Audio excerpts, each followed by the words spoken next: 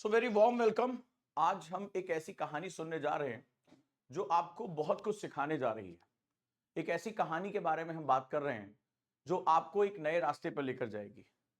और ये कहानी बहुत महत्वपूर्ण है हमें आपके जानने के लिए।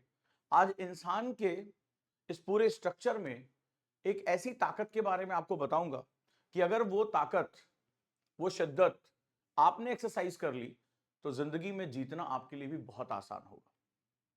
सो ये जर्नी हम शुरू करते हैं और सभी ओजांकियन का मैं स्वागत करता हूं, आपका गाइड ओजांक, जो लगातार आपके हर पथ पर, आपकी हर मुश्किलों के सामने आकर खड़ा हो जाता है, आपको रास्ता दिखाता है। क्योंकि इस मकसद से नहीं कि आप केवल एक स्टूडेंट हैं, बल्कि इस मकसद से कि आप राष्ट्र की धरोहर बनने की काबिल हैं। आप राष्ट्र के धरोहर के रूप में इस देश को बहुत कुछ दे सकते हैं। इसी उम्मीद, इसी जज्बे के साथ हर दिन मैं यहां आता हूं, आपको एक रास्ता दिखाता हूं, आपको उस पर चलना है और अपनी मंजिल तक पहुंचना है। क्योंकि जब मैं आपकी बात करता हूं तो आप अब अकेले नहीं हैं, आप राष्ट्र की संपत्ति हैं। आप माता पिता के सपनों का, जो उम्मीदों का एक पिटारा है, उसको लिए चल रहे हैं। आपको बहुत से लोगों की उम्मीदों को पूरा करना है। अब तक आप एक व्यक्ति के रूप में थे, अब आप एक व्यक्तित्व के रूप में जाने जाएंगे। लेकिन किसी भी सफर की शुरुआत एक उम्मीद से होती है। उम्मीद जो सपनों की जमीन पर बोए जाते हैं और जिन्हें हौसलों का पानी सींचा जाता है। वो हौसले जो उम्मीदों से पैदा हुए, सपनों की जमीन पर बोए गए, उसका खाद पानी दिया गया, आने वाले समय में एक व्यक्तित्व को पैदा करते हैं। वो व्यक्तित्व जब बनता है तो उसे दुनिया की तमाम अंधड़ों का सामना करना पड़ता है, आंधियों का सामना करना पड़ता है। लेकिन वो चिराग ही क्या जो आंधियों का सामना ना करे, वो चिराग ही क्या जो थोड़ी सी हवा में फड़फड़ा कर बुझ जाए। क्योंकि आप वो चिराग हैं जो न सिर्फ खुद को जलाए रखेंगे, दुनिया को भी रोशन करेंगे। ये उम्मीद है, ये आशा है, ये विश्वास है। और मैं अक्सर इस बात को दोहराता हूं, इस बात को कहता हूं कि उड़ान वालों, उड़ानों पर वक्त भारी है। उड़ान वालों, उड़ानों पर वक्त भारी है। परों की नहीं अब तो हौसलों की बारी है। उड़ान वालों, उड़ानों पर वक्त भारी है, परों की नहीं अब तो हौसलों की बारी है। जाके बता दे कोई उन हवाओं को, जाके बता दे कोई उन हवाओं को, ये एक चिराग कई तूफानों पर भारी है। यही उम्मीद, यही हौसला हमें जीवन जीने की राह देता है। हम आज क्या हैं ये कोई मैटर नहीं करता है। जो स्वप्न दृष्टा होते, जो पर्सनालिटी होते, मैं कहां पहुंचूंगा, इस दिन पहुंचूंगा, ये उम्मीद, ये जज्बा हमेशा एक पल के लिए भी उनकी आंखों से ओझल नहीं होता। उनकी आंखों से ओझल नहीं होता कि मुझे कहां पहुंचना है, मुझे क्या होना है। आज मेरे कपड़े पुराने हैं, आज मैं असफल हूं, लोग कह रहे तुमसे नहीं हो पाएगा, कोई बात नहीं है। ये तो तुम मुझे देख रहे हो, मेरे आज के हालात क्या हैं, पर मैं कहां होऊंगा ये सिर्फ मैं देख पा रहा हूं। मैं कहां होऊंगा मैं ये सिर्फ मैं देख पा रहा हूं। तुम्हारी दम नहीं है, तुम्हारी क्षमता नहीं कि तुम मुझे देख सको।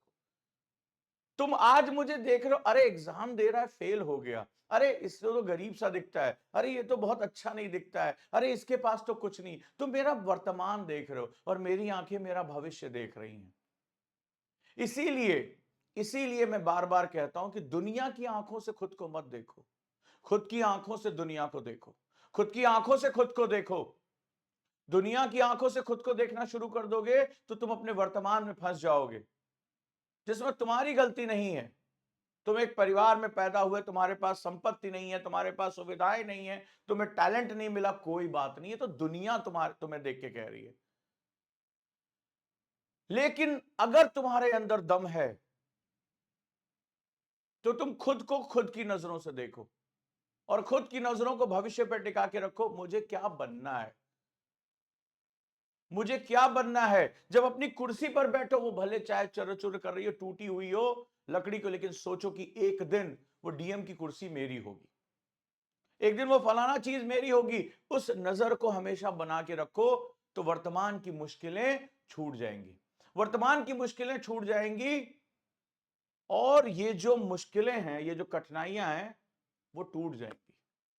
मैं इसलिए ये बात कह रहा हूं क्योंकि बड़े एक्सपीरियंस से ये बात आ रही है। आपको पता है कि मैं डेली कई बच्चों की काउंसलिंग कर रहा हूं, वीडियो कॉल पे बात कर रहा हूं, जो लोग मेरे साथ प्रीमियम में जुड़ना चाहते हैं, जो लोग मेरे साथ जो है वो गुरुकुल में जुड़ना चाहते हैं, और मैं एक एक बच्चे का डाटा लिख रहा हूं, उनकी लाइफ के बैरियर्स, उनके लाइफ की चुनौतियां। ये बड़ा अच्छा मौका है मेरे साथ जुड़ने का, क्योंकि मैं एक एनएलपी एक्सपर्ट हूं।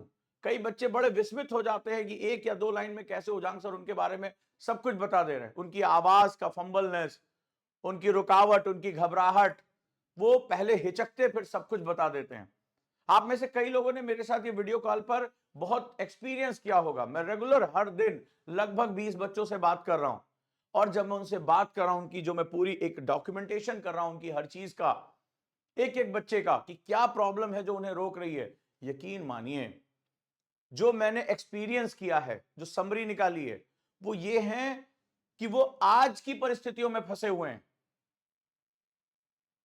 ज्यादातर लोगों ने कहा कॉन्फिडेंस ही नहीं आ रहा है। क्यों नहीं आ रहा? लोग कह रहे हैं तुमसे नहीं हो पाएगा, तुम आईएएस नहीं निकाल पाओगे, तुम्हारे बस का नहीं है। वो आज अपने आप को देख रहे हैं, वो आज अपने आप को देख रहे हैं, वो ये नहीं जान रहे भविष्य क्या है, वो ये नहीं जान रहे हैं कि चीजें क्या हैं। तो हमेशा अपने फ्यूचरिस्टिक गोल के बारे में बात करो, हमेशा अपनी चीजों के बारे में बात करो, मुझे कहां पहुंचना है। और इनका एक्सपीरियंस मुझसे कह रहा है कि ज्यादातर लोग अपने प्रेजेंट सिचुएशन को अपना जीवन मान बैठे। नहीं मानना है, वादा करो मुझसे, कभी भी इस बात पर ध्यान दो कि आज तुम कहां फंसे हो, छोड़ दो इसको यार। हर समय अपनी आंखों के सामने अपना फ्यूचर, अपना सपना रखो, मुझे कहां पहुंचना है। अगर इस चीज को हमेशा अपने साथ रखोगे, जिंदगी में कोई ताकत तुम्हें रोक नहीं पाएगी। और ये मैं रोज करता हूं, रोज प्रैक्टिकल है मेरा। मैं जहां सोकर उठता हूं, जहां मेरा स्टडी रूम है, भरा हुआ है ये मेरे लेफ्ट साइड में। मेरे ड्रीम्स क्या है, मुझे क्या क्या अचीव करना है। कई बार फेल कर जाता हूं, काटता हूं कि नहीं हो पाया इस बार, अगली बार होगा। मैं आपको छोटी सी बात बताता हूं कि जब मैंने स्टार्ट किया ये पढ़ाना, तो मेरे पास बहुत छोटी सी जगह थी, और मेरे पास स्कूटी तक नहीं था। कोई मैं पैदल आता था अपना बैग लेके, ऑटो पकड़ कर आता था। लेकिन जब मैं जो, और मेरे पास ऑफिस भी नहीं था, एक छोटा सा कमरा था, एक पुराना सा बोर्ड था, 4-5-6 कुर्सियां थी, यहीं से मैंने शुरुआत की थी। मेरे पास कोई पूंजी नहीं थी, इवन तो मेरे पास झाड़ू लगाने वाला भी, उसको पैसे देने नहीं, तो हम लोग खुद ही जो है, मैं, मेरा स्टूडेंट था एक, बड़ा मानता था मुझे, तो वो हम दोनों लोग झाड़ू लगा लिया करते थे। लेकिन उस दौरान भी लोग मुझे देखते थे कि मैं टाई कोट पैदल आता था, कोई दिक्कत नहीं है। और मुखर्जी नगर से नेहरू विहार पैदल आता था बैग लेके, एक तरफ पंपलेट होता था, लेकिन मेरे टाई कोट में कोई कमी नहीं थी। लोग कहते बड़ा यार एटीट्यूड में। अच्छा, वो मेरा राज था कि मैं, वो रीगल सिनेमा है सीपी में, वहां 300 रुपए में कोट मिलता है फुटपाथ किनारे, वो सेकंड हैंड जो आता है बाहर से, और 40 रुपए की टाई मिलती है। अभी भी जाओगे तो 50 रुपए की हो गई, कोई 60 रुपए की हो गई होगी। उन दिनों 40 रुपए 30 रुपए की टाई मिल जाती थी, पुरानी कोट मिल जाता, 30 रुपए की व्हाइट शर्ट मिलती थी। ये था मेरी उस जो है ना सेगमेंट का राज। तो लोग कहते थे अरे भाई साहब, आपके पास ऑफिस नहीं है, गाड़ी तक नहीं है आपके पास, आपके मोटरसाइकिल तक नहीं है, पैदल आते हो, ऑटो में बैठे, लेकिन बड़ा टंच बनकर आते हो, कोट वोट यार बड़ा सही सही लिए रहते हो। तो मैं उनसे कहता था कि मैं ये सोच कर नहीं आ रहा हूं कि आज मेरे पास ऑफिस नहीं है, आज मेरे पास बिठाने की जगह नहीं है। मैं ये सोचकर आता हूं, अपने आप को रोज उस तरह से याद दिलाता हूं कि मुझे बैठना कहां है, मेरे पास क्या होगा। सो इट डजंट मैटर कि 300 रुपए का कोट है या 200 रुपए का कोट है या 30,000 का कोट है, ये कोई मैटर नहीं करता। मैटर ये करता है मैं अपने बारे में क्या फील करता हूं। वो कह रहे बड़ा ड्रेसिंग वेसिंग बड़ा शानदार करके आते हो। बोले भाई साहब, मैं जानता हूं ना मुझे कहां पहुंचना है, तो मैं अपने आप को भूलने नहीं देता। मैं चाहे मेरे कपड़े हो, चाहे मेरे बात करने का तरीका हो, सस्ते हैं, सेकेंड हैंड है, बट मैं पहनूंगा, क्योंकि मैं अपने आप को उस रूप में देखता हूं कि ओजांग इस एकेडमी का डायरेक्टर कैसा होगा, ये एकेडमी कैसी होगी, कितने बच्चे इसके साथ होंगे। और आज वही सफर है कि आज गुरुकुल जैसा कैंपस मैंने बनाया। लोग आश्चर्य करते हैं। मुझे किसी ने स्टैट दिया कि केवल 2 रेसिडेंशियल प्रोग्राम है, साउथ में एक प्रोग्राम है वृंदावन के नाम से और नॉर्थ में गुरुकुल के नाम से। इतनी कम समय में, इतनी कम पूंजी में अगर आज गुरुकुल जैसा संस्थान मैंने क्रिएट कर दिया, जहां बच्चा आकर कह रहा है, जिसके माता पिता कह रहे हैं कि आपने मेरे बच्चे को ट्रांसफॉर्म कर दिया, वो आज 10 घंटे 12 घंटे डिसिप्लिन वे में पढ़ रहा है, उसको पढ़ने में कोई दिक्कत नहीं हो रही है। उसके कई बच्चों ने अपनी कहानियां शेयर की कि ऐसी ऐसी समस्याओं से घिरे हुए थे कि उन समस्याओं से हम निकल गए। किसी को लत थी, किसी को जो है वो बहुत, किसी ने तो ये कहा कि वो ब्रोक डाउन हो गई थी, she want to finish her life, लेकिन वो लौटी। कई बच्चों के माता पिता तो हाथ पकड़ के चूमते कि आपने बच्चे को मेरे बचा लिया। ये सब कुछ अचीव हो गया। ये कहां से हुआ? ये सब कुछ उस सपने से हुआ कि एक पल भी चाहे जेब में पैसे हो चाहे ना हो, आंखों में सपने हमेशा रहे। It doesn't matter. और उसके लिए कीमत चुकाई है, मेहनत की है। तो याद रखिएगा दोस्तों, ये पर्सनल एक्सपीरियंस है। और कई बार ऐसा होता था, मेरे साथ के लोग, मेरी टीम के लोग, हमें ये हासिल करना है। अरे क्या बात कर रहे हैं, मेरा मजाक उड़ाते थे, इनके मुंगेरी लाल के सपने, ऐसा मुझे बोला जाता था। लेकिन जब वो अचीव कर लिया, तब लोगों को लगा हाँ इसने हासिल कर लिया। वो अमेज करते थे कि कैसे ये ग्रोथ की। तो ये उसका सबसे बड़ा कारण ये कि आप कभी अपने सपने को मरने नहीं देते। आप वर्तमान में क्या है डजंट मैटर। इसको डोंट गिव अ शिट यार, जिसे कहते हैं ना कि बिल्कुल उस पर ध्यान ही मत दो। कौन तुम्हारे बारे में क्या कह रहा है? कपड़े अच्छे नहीं है, तुम कहते हो पढ़ने में अच्छे नहीं। अरे बाबू, कल मुझे कई बच्चों ने कहा कि सर, लोग कहते हैं, रिश्तेदार कहते हैं, पड़ोसी कहते हैं कि तुम्हारा इतना बड़ा एग्जाम है, तुम्हारा निकलेगा ही नहीं। आपसे भी कहा होगा, मुझे कमेंट करके बताओ। लेकिन दिक्कत यह थी, मैंने कुछ बच्चों से क्वेश्चन पूछा कि तुमने मान क्यों लिया, तुम्हारे पड़ोसी ने, तुम्हारे रिश्तेदार ने बात कही, इसका मतलब तुम मानना चाहते हो। मेरे तो अपनों ने मुझसे कहा था बर्बाद हो जाओगे, ये सब तुमने बेकार कर दिया, तुम एक मल्टीनेशनल कॉर्पोरेशन की जो है जॉब छोड़कर भीख मांगने लगोगे। मुझसे पता नहीं लोगों ने क्या क्या कहा। मेरे अपनों ने जो है मुंह मोड़ लिया कि अरे यार इसके पास पैसे नहीं, जा भाड़ में जा, मुझे क्या मतलब है, मुझे मेरा सपना पूरा करना है, मेरी जिंदगी है। मैं तड़प के नहीं मरना चाहता कि काश मैंने अपने मन का कर लिया होता, काश मैंने अपने सपनों को पूरा कर लिया होता। मैं काश चाहता ही नहीं हूं। मुझे लड़ना है, मुझे करना है, खत्म। मेरा सपना है भाई। तुम्हारा सपना कुछ और होगा, तुम्हारा सपना कुछ और होगा। तुमने मेरे से थोड़े ना पूछा। जो तुम्हें फूफा चाचा ताऊ राय दे रहे, वो क्या तुमसे पूछकर अपना मकान खरीद? जब उनको उनके जमीन खरीदनी होती पूरी जान लगा देते हैं, अरे यार वो 2 कट्टे जमीन आ रही खरीदना है, तब तो तुमसे नहीं पूछते हैं, तुमसे राय नहीं लेते हैं। तो वो अपना सपना पूरा करें, लेकिन जैसे तुम अपना सपना उनसे पूछने जाते हो, तुम्हें अपनी राय छोप देते हैं। तो पूछना ही क्यों उनसे? उससे पूछो ना जिसने खुद लड़कर अपने सपनों को हासिल किया हो। तुम ऐसे आदमी के पास जा ही क्यों रहे, और तुम उसको एक्सेप्ट क्यों कर रहे हो? तो तुम्हें क्या लग रहा है मुझे सबने सपोर्ट किया होगा? एक टीचर ने अपने ऑफिस में बुला के शुरुआत में इतनी बेइज्जती की थी कि मेरा स्टूडेंट खड़ा हो गया था मारने के लिए। उसने मेरी इतनी बेइज्जती की थी। मैंने कहा शांत होकर सुनो, ये सुनना भी जरूरी है, और अपने अंदर दबा लो। गुस्से को पालना शेर के पालने के बराबर होता है। जिसने गुस्से को पाल लिया उसने शेर पाल लिया। मैं गुस्सा पालना जानता हूं कि अपमान करो, मैं सुनकर रख लूंगा, कोई बात नहीं, बड़े धैर्य से अपने फोकस करूंगा, और जब मेरा वक्त आएगा तो मैं लौटूंगा। और जिसने अपमान किया था मेरा अपने ऑफिस बुला के, उसी ने बहुत लंबे समय बाद मुझे एप्लीकेशन भेजी कि मैं आपके यहां जॉब करना चाहता हूं। मैं खूब हंसा, ठठा के हंसा, और उसको किनारे कर दिया। तो बोले आप हंसे क्यों? बोले लंबी कहानी है। तो कई बार आपको अपने सपनों के लिए जान लगानी पड़ती है, और आज मैं आपको यही कहानी सुनाने जा रहा हूं। और जो लोग, जिसको भी जरा भी खुद पे डाउट है, इसीलिए तो कॉन्सेप्ट प्रीमियम लेकर आया हूं। 8285894079 व्हाट्सएप है। जो अपनी लाइफ के बैरियर मुझसे डिस्कस करना चाहते हैं, क्योंकि इस मामले में बेस्ट आदमी हूं मैं आपके लिए। गरीबी भी देखी है, फाके भी खाए हैं कि भैया कुछ नहीं खाने, गुल्लक भी फोड़ के रहा है, सबकी आलोचनाएं भी झेली हैं, खूब अच्छी नौकरी भी देखी है, सक्सेस भी देखी है, गाड़ी भी, ड्राइवर भी देखा है, और एक समय ऐसा भी देखा है कि किराया देने के पैसे नहीं है। तो लाइफ के हर रंग को देखा है, और वहां से खुद को बनाया है। तो तुम्हें बता सकता हूं कि मेहनत, लगन, ये कोई किताबें पढ़ के मैं तुम्हें थोड़े ना बताता हूं। लाइफ मेरी टीचर है। लाइफ ने इतनी मुश्किलें सामने क्रिएट कर दी कि वो चीजें मुझे सिखाती चली गई। वो मेरे टीचर्स हैं मुश्किलें। एक मेरे गुरुकुल के स्टूडेंट ने कहा कि सर आपके बारे में जर्नी बहुत कम अवेलेबल है। मैंने कहा मत जानो, झेल नहीं पाओगे। ये जो जोशीली आवाज है, ये जो सक्सेस के पीछे बहुत पेन है, बहुत दर्द है, तो मैं यहां तुम्हारे दर्द का इलाज करने आया हूं, तुम्हें अपना पेन बताने नहीं आया हूं। राइट, तो ये बहुत जरूरी है। तो जुड़ते रहिए, आगे बढ़ते हैं और आज की कहानी को आगे लेकर हम बढ़ते हैं। तो आप बड़ी जल्दी उदास हो जाते हो, निराश हो जाते हो। आज मैं एक ऐसे शख्स की कहानी सुनाने जा रहा हूं जो इंसान की एक सबसे बड़ी ताकत और उसके रहने की जगह, इन दोनों के बारे में आपसे बताएगा। राइट, तो चलिए शुरुआत करते हैं कहानी की।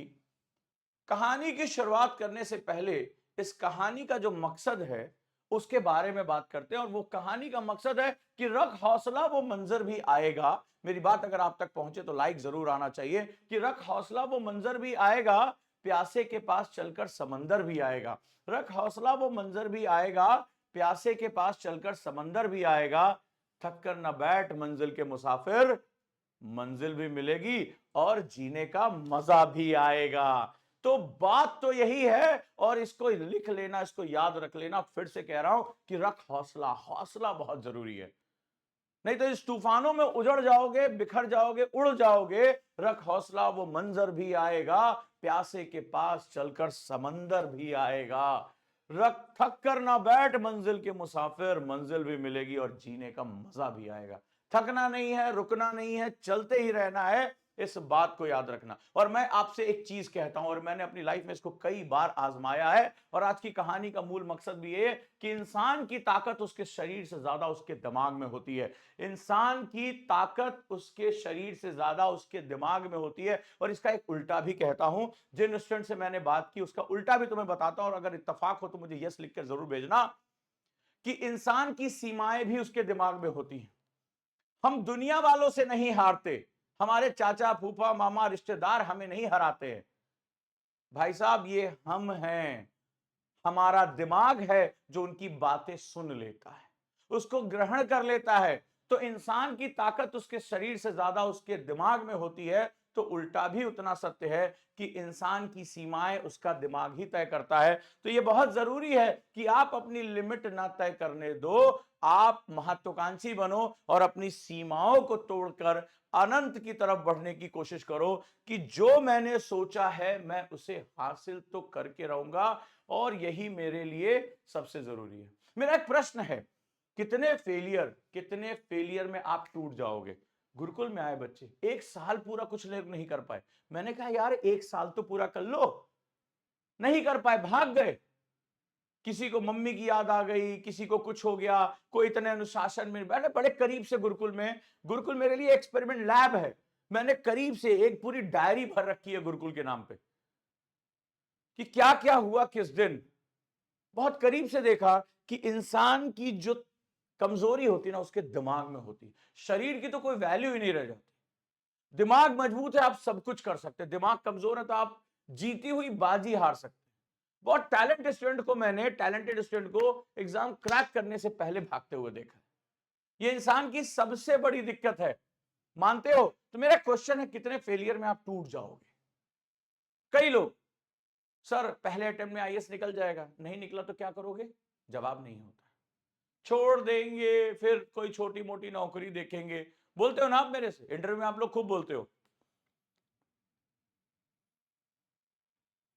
तो यहां जो सबसे इंपॉर्टेंट है, आज आपको एक सच्ची घटना सुनाता हूं, और इस घटना को सुनने के बाद, इस कहानी को सुनने के बाद, अगर आपकी जिंदगी में कभी भी गिव अप करने का मन करे तो इस कहानी को दोबारा देखना, और अच्छी लगे तो अपने उन दोस्तों को भी शेयर करना, अपने उन रिश्तेदारों को भी शेयर करना जो या तो खुद हार जाते हैं या तुम्हें हारने के लिए प्रेरित करते हैं। यह बहुत जरूरी है कि अपने आसपास के एनवायरमेंट को भी सही करके रखें। शेयर करोगे इसको?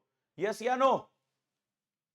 यस या नो मुझे बताओ, शेयर करोगे? तो चलो कहानी को शुरू करते हैं। आज एक सच्ची घटना। विजयवर्धन नाम का एक लड़का, घर वालों ने सोचा 12th के बाद मैथ्स है, इंजीनियरिंग कर ले।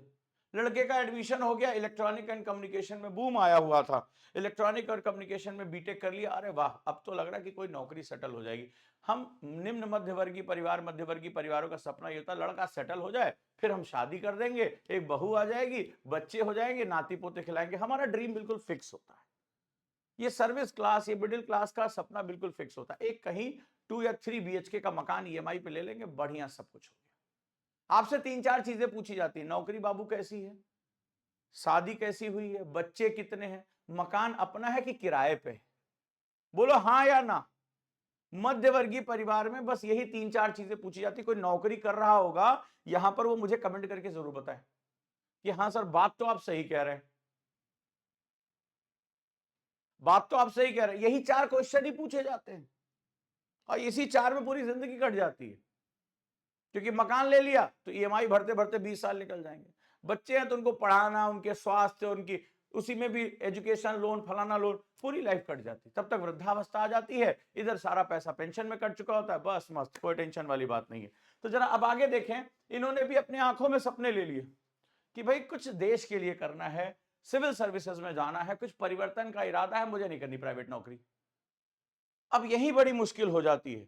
अगर आप मध्यवर्गीय परिवारों से हैं, आप भारतीय समाज में जो है, अगर आपके माता पिता बहुत गोल्डन स्पून नहीं है, तो बड़ी दिक्कत है कि आप उनके बने बनाए पैटर्न से अलग हटकर जरा सा भी कोई सपना देखते ना, चैलेंज कर देते हैं उन्हें।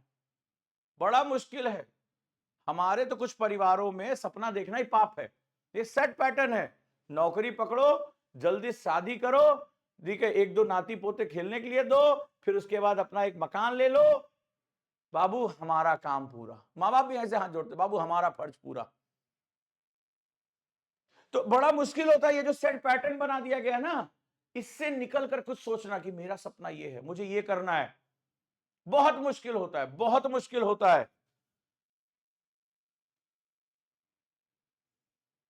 सिविल सर्विस में जाने का इरादा शुरू कर दिया, चलो देखते हैं तुम कितने अटेम्प्ट में टूटते हो। तैयारी शुरू कर दी, राइट। और उस कहानी के आखिरी में गलती से क्या सीखना है ये भी बताऊंगा, तो जुड़े रहना मेरे साथ। First year fail, first year में नहीं हुआ, second attempt fail, third attempt fail, fourth attempt fail, fifth attempt fail. UPSC में, और सिर्फ यूपीएससी में फेल नहीं हुए, आपने UP PCS, Haryana PCS, Punjab PCS, SSC CGL, LIC, NABARD, ISRO, excise inspector, RRB, RRB grade, RBI grade B, 35 से ज्यादा एग्जाम का प्रीलिम्स निकाला और मेंस में फेल हो गया। फाइनल रिजल्ट नहीं आया, 35 से ज्यादा एग्जाम, यूपीएससी के साथ साथ 35 से ज्यादा एग्जाम दिए, किसी में भी फाइनल रिजल्ट नहीं, fail fail fail fail fail fail, हर तरफ। मतलब अगर पूरी दीवारों पर लगा दिया जाए तो शायद दीवारों पर जगह ना बचे। 35 से ज्यादा एग्जाम में अटेम्प्ट किया, अलग अलग एग्जाम में, और सब में फेल। भाई साहब ये टूट जाने की इंतहा है, आप अगर हैं तो टूट जाएंगे। लेकिन यही तो मजेदार बात है कि यूपीएससी में आप कहते हैं सर मैं बहुत टैलेंटेड हूं तभी आईएएस दे सकता हूं क्या? नहीं भाई, यूपीएससी में तुम्हारा टैलेंट नहीं, तुम्हारी मजबूती चाहिए। ये कोई बहुत टैलेंटेड लोगों का एग्जाम थोड़े ना है। यूपीएससी बड़ा जनरलाइज एग्जाम है, लेकिन तुम्हारे अंदर लोहा कितना है, तुम झेल कितना सकते हो, तुम उस आखिरी वार तक रुके रहते हो कि नहीं रहते हो, बस यही कहानी है। और अगर सीख पाओ तो इस कहानी से सीख लेना, राइट। प्रीलिम्स क्रैक करते थे, मेंस निकालने में दिक्कत, फाइनल इंटरव्यू नहीं निकल रहा है। इतनी असफलता किसी को भी तोड़ सकती है, किसी को भी जो है वो बर्बाद कर सकती है। लेकिन इन्होंने, विजय ने एक चीज सीख ली, एक चीज सीख ली। अब इस लाइन को लिख लेना, अपनी लाइन को लिख लेना, कभी भी जिंदगी में हार का सामना करना पड़े तो इसको जरूर समझ लेना। एक छोटी सी लाइन कि there are only winners, there are only winners and learners. इस दुनिया में केवल 2 ही कैटेगरी होती है, या तो विजेता या सीखने वाला। No winners and loser. लोग कहते हैं साहब ये लूजर, अरे लूजर जैसी कोई चीज नहीं होती है। गिरते हैं सहसवार ही मैदान जंग में, गिरते हैं सहसवार ही मैदान जंग में, वो तिफल क्या गिरे जो घुटनों के बल चलते हो। अरे जो घोड़े पर बैठा है वही तो गिरेगा, जो घुटनों के बल रेंग रहा है उसको घोड़े से गिरने का क्या डर है। तो इस संसार में there are only winners and learners, या तो विजेता है या सीखने वाले हैं। No winners and losers, loser जैसी कोई चीज नहीं होती, या तो मैं जीत जाऊंगा या मैं सीख जाऊंगा। इन्होंने एक चीज सीख ली, कुछ भी है नेवर गिव अप। तैयारी शुरू की है, 6 अटेम्प्ट हैं, मैं अपनी जर्नी पूरी करूंगा। यह भी बड़ा जरूरी है। जानते हो हारने वाला कौन है इसमें? जो जर्नी को अधूरी छोड़कर भाग जाता है।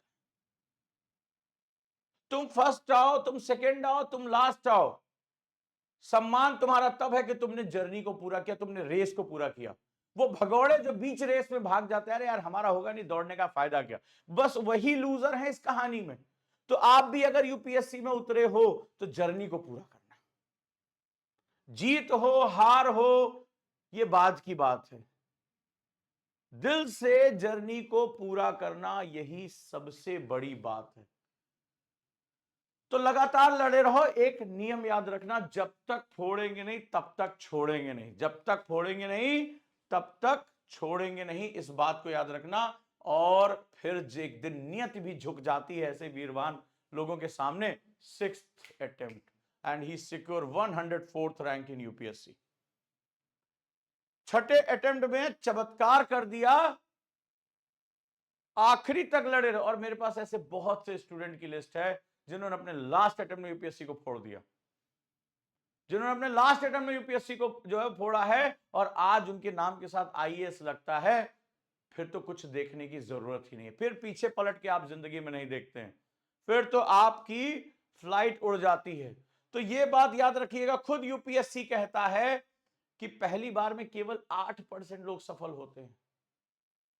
पहली बार में केवल 8% लोग सफल होते हैं, 92% कहीं जाकर थर्ड अटेम्प्ट एवरेज है। तीसरा अटेम्प्ट यूपीएससी में एवरेज है, एवरेज। 24 से 26 साल के युवाओं का चयन ही सबसे ज्यादा होता है, 21 साल में देना शुरू करते हैं, 24 से 26 साल पहुंच जाते हैं। ये याद रखिएगा, third attempt is average stand, ये यूपीएससी की रिपोर्ट कहती है। तो सबसे मजेदार चीज है, जो सबसे मजेदार चीज है कि आप जब तक फोड़ेंगे नहीं तब तक उसे छोड़ेंगे नहीं। अपने दिमाग को प्रिपेयर कर लीजिए कि यूपीएससी में उतरे हैं तो अब कुछ लेकर जाएंगे, और एक बार जब यूपीएससी में कुछ मिल जाता है ना तो तकदीर बदल जाती है, पीढ़ियां बदल जाती हैं। इसके बाद आपके पूरे परिवार, आपके खानदान को एक नया आयाम मिल जाता है। लेकिन किसी ना किसी को उस उड़ान के लिए धक्का सबसे ज्यादा देना पड़ता है। तो आपके अंदर वो हौसला है, आपके अंदर वो ताकत है, आप रुककर तैयारी कर सकते हैं। इसलिए कह रहा हूं क्योंकि मैं बहुत से बच्चों की जब मैं काउंसलिंग कर रहा हूं, मैगी स्टूडेंट में उनको बोलता हूं, पैराशूट स्टूडेंट आए, सर 8 महीने में आईएएस बन सकते हैं क्या, अपन 1 साल में फर्स्ट अटेम्प्ट में आईएएस बन सकते हैं क्या, इस तरह की बातें कर रहे हैं। और यही जब इनसे पूछा गया वरदान साहब से कि सबसे बड़ी गलती क्या थी, इन्होंने कहा कि मैंने एग्जाम को समझा ही नहीं, मैं माइंडसेट बना गया फर्स्ट बार में दूंगा और निकाल दूंगा। मैंने सोचा जैसे सारे एग्जाम है इंजीनियरिंग के एग्जाम, तो वैसे आईएएस का भी एग्जाम है। लेकिन आईएएस के एग्जाम की सबसे खास बात यही होती है कि आईएएस व्यक्ति नहीं, व्यक्तित्व का इम्तिहान है, और इसमें अपनी पर्सनालिटी को बिल्डअप करना पड़ता है। ये बाकी एग्जाम से बिल्कुल अलग है। वहां विषय पूछे जाते हैं, यहां विषय ही तुम हो। यहां तुम्हारा रेजिलियंस, तुम्हारी लड़ने की क्षमता, तुम्हारा पेशेंस, तुम्हारा प्रिजर्वेंस, तुम्हारा जो प्रैक्टिस की ताकत है वो देखी जाती है। क्यों? क्योंकि तुम्हें यह लग रहा है कि एग्जाम है, जरा इसके पार जाकर देखो, एग्जाम तो यूपीएससी क्रैक करने के बाद शुरू होगा मेरे भाई। जब तुम लबासना पहुंचोगे, जब तुम फील्ड में जाओगे, तुम चाहोगे, तुमने सपना देखा कि सर मैं भारत में शिक्षा, बच्चों की शिक्षा बढ़ाना चाहता हूं, मैं इसलिए आईएएस बनना चाहता हूं। जब वहां जाकर देखोगे, माँ बाप से कहोगे अरे बच्चे को पढ़ाओ, बच्चा पढ़ेगा, जाके दुकान पे बर्तन धोएगा और पैसा कमाएगा। तुम्हारी लड़ाई शुरू होती है कि मैंने तो सपनों में देखा था कि मैं जाऊंगा और बच्चों को स्कूल भेज दूंगा प्रेरित करके। वहां समाज ही दुश्मन बना पड़ा है, और उस समाज का दुश्मन इसलिए क्योंकि उसके पास पैसे नहीं है। पैसे उस तक कैसे पहुंचेंगे इसका कोई रास्ता नहीं है। तब आपकी लड़ाई शुरू होती है, तब वहां पर रियल व्यक्तित्व देखा जाता है। तो डीओपीटी को भी पता है, यूपीएससी को भी पता है कि ऐसे लोग जो जल्दी से फुदक फुदक के थक जाते हैं, उनका यूपीएससी में कोई काम नहीं है। जिसके अंदर पेशेंस नहीं है, जो बदलाव को स्थिर प्रज्ञ होकर नहीं एक्सेप्ट कर सकता, वो यूपीएससी में सर्वाइव ही नहीं कर पाएगा, मेंटल प्रेशर में छोड़कर भाग जाएगा। तो ये बड़ा जरूरी है कि आप फोकस होकर तैयारी करो। ये बड़ा जरूरी है कि आप चीजों को तैयार करो। सबसे पहले खुद को तैयार करो कि जब तक छोड़ेंगे नहीं तब तक छोड़ेंगे नहीं। मेंटली प्रिपेयर हो कि कुछ भी हो जाए, कितनी भी चुनौती आ जाए, दुनिया मेरे खिलाफ खड़ी हो जाए, मुझे ये जर्नी पूरी करनी है। मुझे ये जर्नी पूरी करनी है, चाहे इस संसार में कुछ भी हो जाए। है आप में इतनी हिम्मत कि दुनिया के सारे ऑड्स को झेल लोगे, तब तुम्हें यूपीएससी मिलेगा। लेकिन आप घबराते हो, आप थक जाते हो, आप चिल्लाने लगते हो, एक असफलता आपको तोड़ देती है, आप इमोशनली वीक हो, यूपीएससी में मत आओ। या तो खुद को बदलो या अपना करियर बदलो, या तो खुद को बदल लो या रास्ता बदल लो, एक ही चॉइस है। यूपीएससी में जो मन से मजबूत है, जो मन की सीमाओं को तोड़ता है, वही उसका बहुत बहुत स्वागत है, उसी का बहुत बहुत स्वागत है। ये उसके लिए एग्जाम है, और ये एग्जाम केवल नॉलेज का एग्जाम नहीं है, ये एग्जाम आपकी पर्सनालिटी का एग्जाम है, ये एग्जाम आपके पेशेंस का एग्जाम है, आपके एग्जाम है भारत की समस्याओं को समझने का एग्जाम है। जब इनको रियलाइज हुआ कि मेरे से गलती क्या हो रही थी, सारे एग्जाम दे रहा हूं सिविल सर्विसेज के, लेकिन मैं नहीं आ पा रहा हूं, तब इन्होंने रुक के अपना इंट्रोस्पेक्शन किया, देखा कि मैं इस एग्जाम के नेचर को समझ ही नहीं पा रहा हूं, और फिर उन्होंने सही तरीके से तैयारी की और रिजल्ट सामने आ गया। तो आपके लिए एक गुरु मौजूद है जो आपको सही तरीके से बता रहा है कि केवल एकेडमिक्स काम नहीं करेगा, इसमें इसमें बहुत सी एक सोच, एक एटीट्यूड इसमें होता है, स्किल होती है। आप एक ऑफिसर हो, ऑफिसर क्यों बनना चाहते हो, ये एक बहुत महत्वपूर्ण कदम होता है। तो जब इन चीजों के साथ हम जुड़ते हैं, तब हमारा जर्नी जो है हमारी शुरू होती है, जब हम इन चीजों के साथ जुड़ते हैं। राइट दोस्तों, तो आपके जो प्रश्न है वो मुझसे पूछ सकते हैं, और मेरे साथ जुड़ना है तो गुरुकुल आप 7 अक्टूबर से आ सकते हैं। आपको पता है ना, गुरुकुल 7 अक्टूबर से 2 साल का बैच शुरू हो रहा है, और अगर ऑनलाइन पढ़ाई करना चाहते हैं मेरे साथ तो कॉन्सेप्ट प्रीमियम। लेकिन इसमें एडमिशन कैसे होगा, जब आप मेरे साथ काउंसलिंग पर बात करोगे। आप मेरे साथ वीडियो काउंसलिंग पे जुड़ सकते हो, आप इन नंबर्स पे कॉल कर सकते हो, व्हाट्सएप कर सकते हो 8285894079।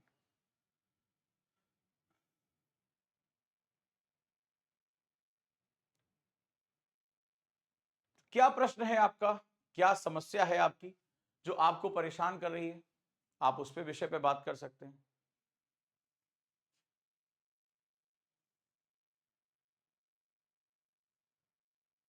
और अगर मेरे साथ आप कॉन्सेप्ट प्रीमियम में जुड़ना चाहते हैं, be the part of this premium.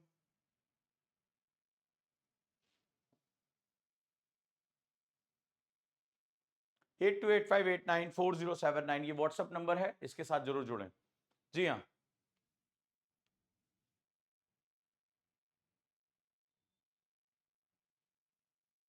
ये व्हाट्सएप नंबर है। अगर मेरी फ्री क्लासेस भी आप चाहते हैं तो 8285894079।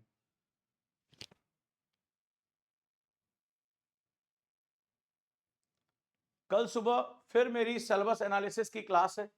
बिना सिलेबस एनालिसिस के आपका सिलेक्शन नहीं हो सकता, और इतनी डेप्थ में अभी तक सिलेबस एनालिसिस किसी ने कराया ही नहीं।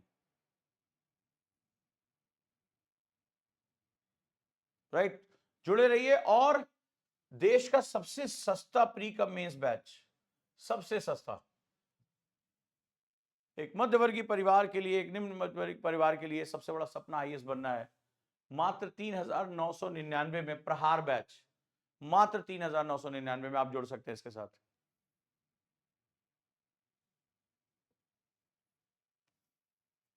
एनसीईआरटी हिस्ट्री, ज्योग्राफी, पॉलिटी की 6 to 12 पढ़नी चाहिए। इकोनॉमिक्स 11 12, 10th 11 12 पढ़ सकते हैं। साइंस 6 to 9 पढ़ना चाहिए।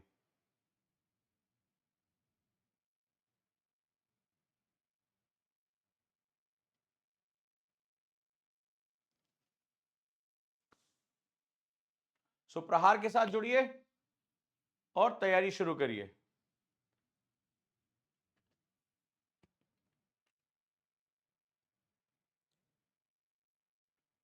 Thank you मागराम।